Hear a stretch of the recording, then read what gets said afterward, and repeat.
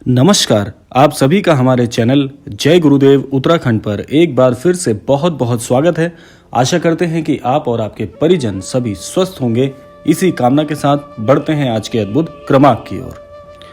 आज का ये क्रमांक 3 ऐसे अद्भुत नियम समाहित किए हुए हैं जो भी व्यक्ति अपने जीवन में ये 3 नियमों को अपनाएगा या इन 3 नियमों के अनुसार अपने जीवन में कार्य करेगा, निश्चित तौर पर उसका जीवन तो धन्य हो ही जाएगा।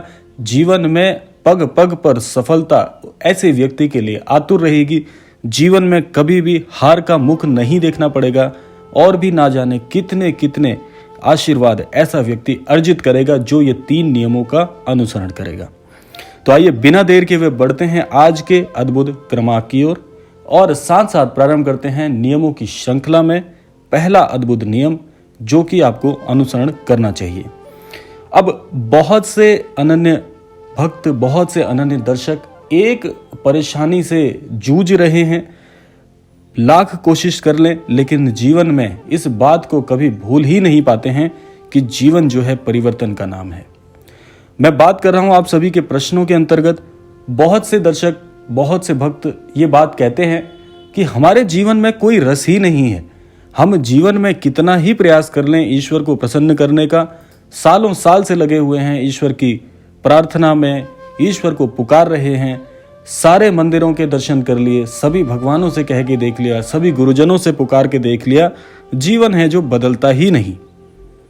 अब आप सबका दोष क्या है कि जीवन में इतनी जल्दी आप नीरस हो जाते हैं कि आप समय का ज्ञात तो कर रहे हैं, समय का ज्ञान आपको है कि 3 साल हो गए, 4 साल हो गए, बदलता ही नहीं जीवन। लेकिन एक बात आप सनातन धर्म से, हमारे प्रिय सनातन धर्म से सीखते नहीं कि जीवन परिवर्तन का नाम है। जीवन में परीक्षा किसने नहीं दी। अब आप उदाहरण सहित समझ लीजिए, द्रौपदी को परीक्षा देनी पड़ी, लक्ष्मण जी को परीक्षा देनी पड़ी, यहाँ के यहाँ श्री राम जी को भी परीक्षा देनी पड़ी।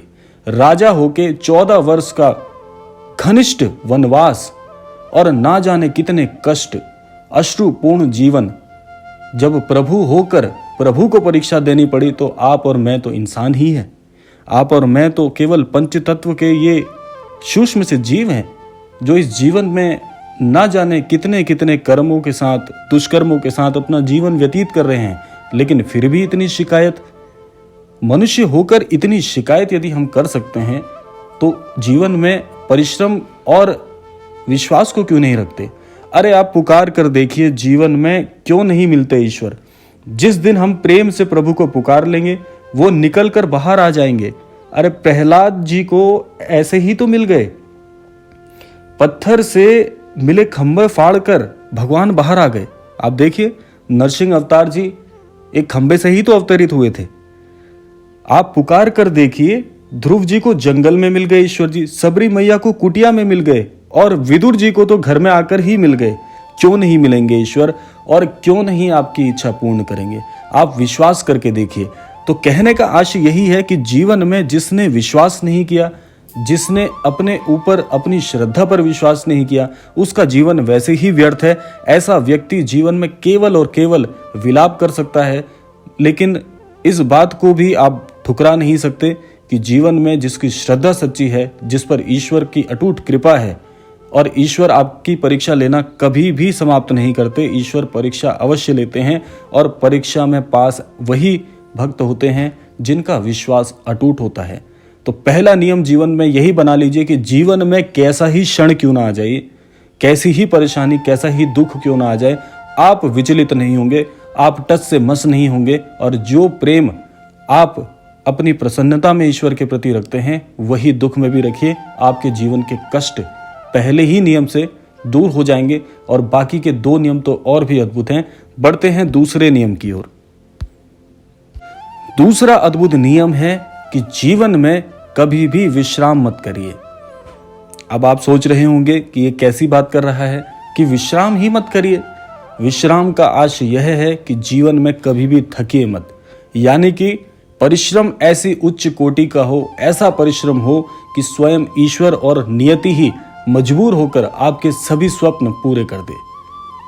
अब ये बात बहुत ही अद्भुत है। महाराज जी के आशीर्वाद से ये बात इतनी शक्तिशाली है कि जीवन में आपके रोम रोम को प्रज्वलित कर देगी।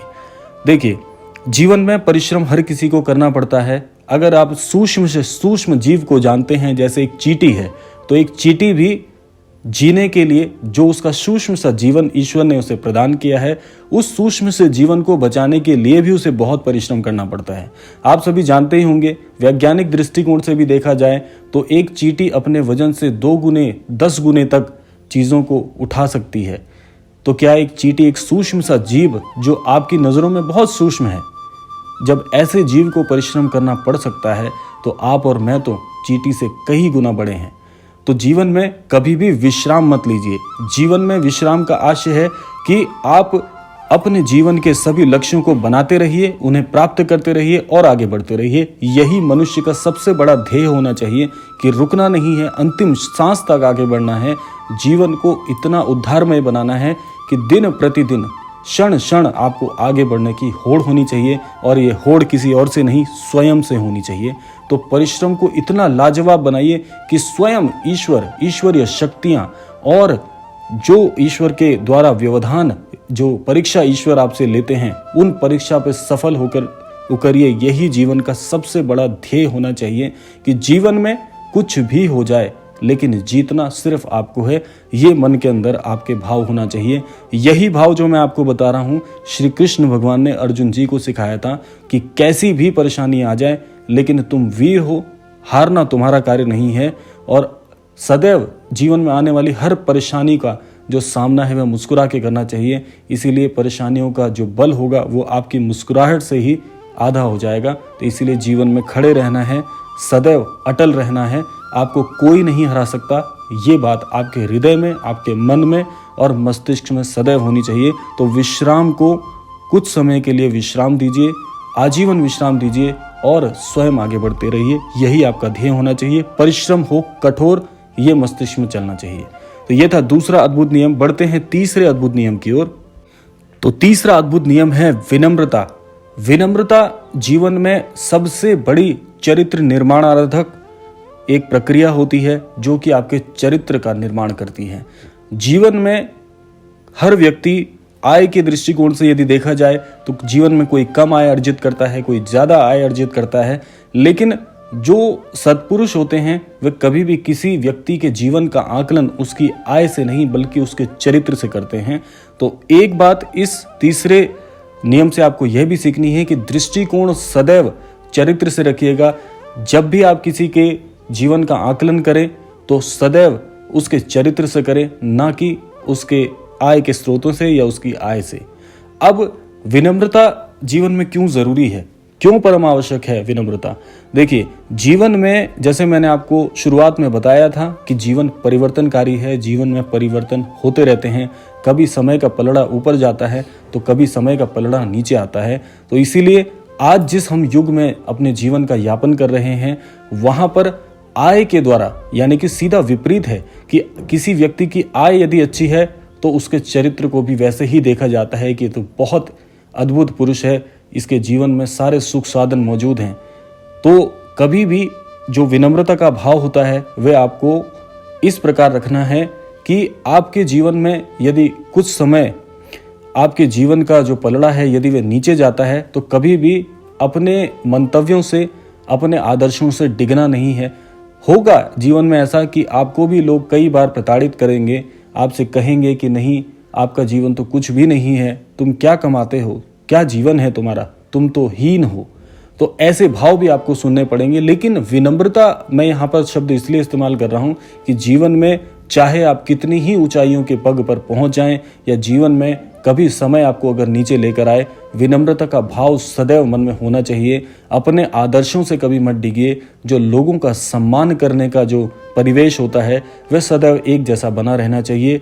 ऐसे ही आप समझिए कि आपको यदि कोई बहुत दीनहीन पुरुष दिखे तो भी उससे अपना भाव वैसे ही रखना है। और जीवन में कभी आप बहुत ही विद्वान पुरुषों से, धनवान पुरुषों से यदि मिलेंगे तो उनसे भी भाव वैसे ही रहना चाहिए।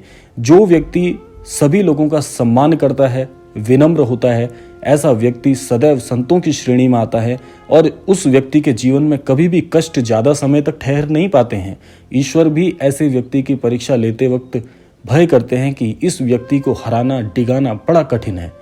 और जीवन में जिस व्यक्ति की ज़्यादा से ज़्यादा परीक्षाएं होती हैं ना, इस बात को रेखांकित करिएगा। मैं दोबारा एक बार दोहराता हूँ, जिस व्यक्ति के जीवन में बार बार कष्ट आ रहे हैं, बार बार परेशानियां आ रही हैं, बार बार असफलता देखनी पड़ रही है, तो ऐसा व्यक्ति एक ना एक दिन जीवन में बहुत कुछ सीखता है, बहुत आगे बढ़ता है, क्योंकि जीत के सही मायने ऐसे व्यक्ति को ही पता होते हैं जो बार बार हारा होता है।